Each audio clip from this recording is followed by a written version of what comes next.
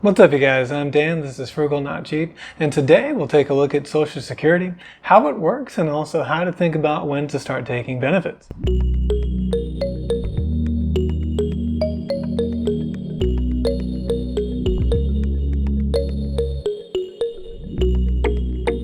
So recently, a couple of people have actually asked me about Social Security and whether or not they should start taking benefits now or at a later date. And so I did a little bit of research and some work on helping them to figure out when might be the time to do that for them. So first of all, though, what is Social Security? Well, Social Security is bigger than just, normally we just think about retirement, but it actually is in order to provide financial assistance to Americans throughout many stages of life, because there's also disability, survivor, and family benefits as well. Of course, today we're talking about retirement benefits, and those benefits are based on what your earnings record is. These benefits are progressive, so that sort of the marginal benefit of being a higher income earner is going to be smaller and smaller as you get to the higher income levels, and we can see that in the table here. A relatively low income earner of $30,000 a year, retiring this year, would receive benefits of just under $15,000 a year at age 65. If we look at a higher income earner at $105,000, while this is over 3 times the income of the lower income earner, the benefit is not 3 times as large, it's $32,000. Not only that, but there is a maximum, that's $160,000. That'll give you the maximum benefit of just under $40,000 a year. The average Social Security benefit might be a little lower than you might think. It's $1,782 a month, which is $21,384 a year. So it's relatively modest. It would be nice to have additional income sources in order to supplement that. In fact, this benefit is actually pretty modest when we compare it to pension programs in some other countries in the world. Countries like Denmark and Luxembourg, you might imagine, would have a much higher pension benefit, and here they are topping the chart. But it's interesting that countries like Colombia and Turkey, Mexico, and the Czech Republic are also higher on the chart here, providing more generous pension benefits. These are all public pensions, by the way. But we have what we have, so looking back at the U.S. Social Security system, our benefit is calculated based on the top 35 years of average indexed monthly earnings. So we're going to take an average of our top 35 earning years. If we have a shorter working career than 35 years, then those years will be zeros, and they'll bring the average down. And the index part means that we're accounting for inflation. Basically, relative to earnings that happened years ago, earnings that are happening more recently in history are going to be discounted in order to account for, of course, those rising wages and rising cost of living over time. So that seems pretty straightforward, but it's actually a little bit more complicated than that. There are what are called 2 bend points, and so there's sort of 3 phases in this averaged indexed monthly earnings, or AIM, calculation when it comes to figuring out what our benefits are. So here for different years we can see the first and second bend points. And if we go all the way down to the bottom of the table to 2023, for someone who attains Social Security benefit eligibility age, which is 62 in this year of 2023, then the bend points are $1,115 and $6,721. So clearly you can see there's been a lot of inflation from the beginning of that table, and that's why this indexing is really, really important. Now it's pretty easy to get to sort of that first bend point. So the way the benefit calculation is done is that you get to keep 90% of your AIM. We'll just from now on call it your monthly earnings. I think that's a little bit easier to think about as we're discussing it. Up to that 1,115. So 90% of that is worth $1,003.50 or $12,042 a year. So it's pretty easy to get to that. All we have to do is earn an average of $1,115 a month in order to get that. So relatively easy. It's a little bit harder to get to the next bend point. So we have this initial phase, and then we have this first bend point. And then getting to this next bend point, which is all the way up at $6,700 in average earnings, average monthly earnings, could be quite difficult. So why don't we say that we get just halfway there? Halfway there would be an average monthly earnings of $39.18. If we can do that, then we get to keep 32% of that, of the amount between that $39.18 and the first bend point. So that distance is $2,803. We get to keep a little bit less than a third of that, and that's $896.96, plus our original $1,003.50, gives us a total benefit of $1,900.46, and that's just over $22,800 a year. The marginal benefit of crossing that second bend point is much smaller. Again, this is a progressive system, as you only keep 15% of your aim over $67.12 a month. And again, as we saw in the table before, there is a benefit maximum that you can reach as well. And that maximum ends up being a little bit less than $40,000 a year. So you may have noticed that I was really focused on the fact that it's not that hard to get past the first bend point and get toward a little bit of a distance towards the second bend point. And that's because, of course, as you may know, I'm interested in financial independence, retire early, or FIRE.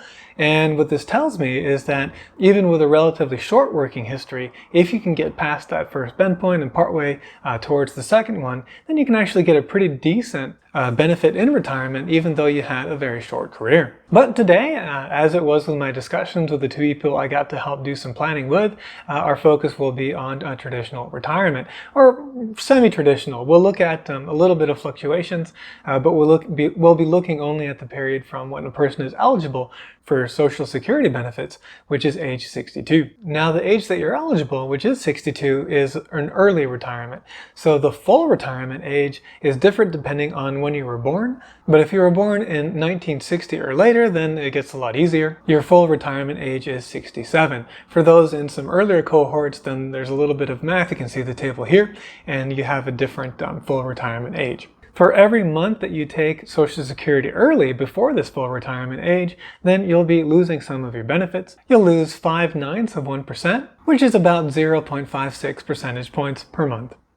On the other hand, if you take Social Security late, each month of delay is worth 0.02% of your benefits, or about 0.67 percentage points. Now, I should also point out that there is a maximum amount of increased benefits that you can get, and that happens at age 70. So once you get to age 70, then they no longer start increasing those benefits. So why wouldn't you delay all the way until 70 in order to get the largest monthly payment? Well, that's because each month that you delay is a month that you are foregoing that monthly income. So why don't we look at 3 different scenarios where we start receiving benefits as early as possible at age 62, then also at full retirement age of 67, and then if we delay as far as possible to age 70.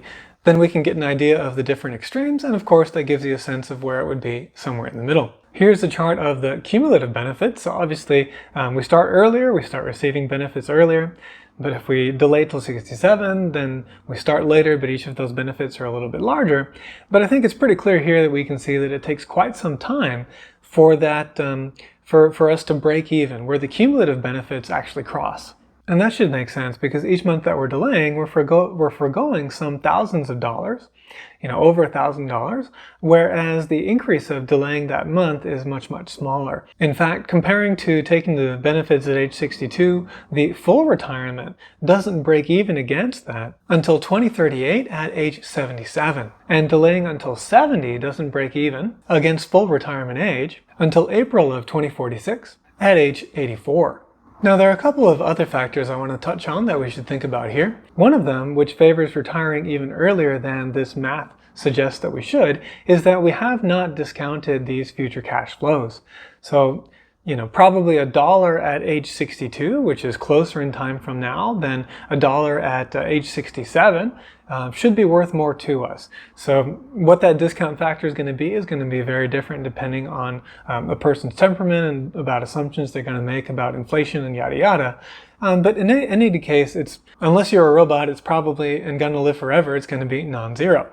So again, that should mean that given all of this stuff, we might want to adjust that in our heads a little bit towards earlier than would be suggested just by the break-even analysis or the maximization strategy. Now, what the overall sort of sum of the present value of the discounted benefit flows is going to depend on the final major factor I want to talk about.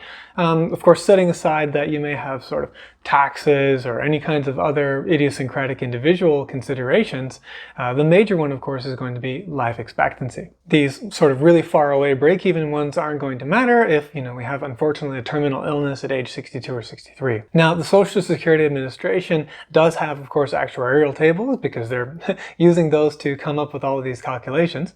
And depending on the age that you have achieved, then they have a conditional life expectancy. So if you're male and age 62, then they expect on average that you'd live another 19 years. and that would get you to the age of 81. If you're a female at age 62, then your conditional life expectancy is a little bit longer, an additional 22 years, which gets you to an age of 84. So 3 years longer than the guys. This means that all else equal, being female would favor delaying the taking of Social Security benefits because the life expectancy will be longer, and so the present value of all those cash flows to end of life will be higher. Also, we'd want to consider what we think about our own life expectancy relative to these averages. If we have reason to believe that we have a lower or a much higher life expectancy than the averages based on our genetics and health and habits and what have you, then of course that could help make this decision as well. So I know that's a lot and it's pretty complicated, and actually there's a whole lot more that we could talk about as well, but hopefully this provides at least a good starting point, a useful framework to start thinking about Social Security, how it works, and when to take those benefits. Of course, do your own research, lots of research, and make your own decisions. One thing before we wrap up is that if you're a younger viewer, you might be wondering whether or not there's going to be any Social Security benefits at all when you retire.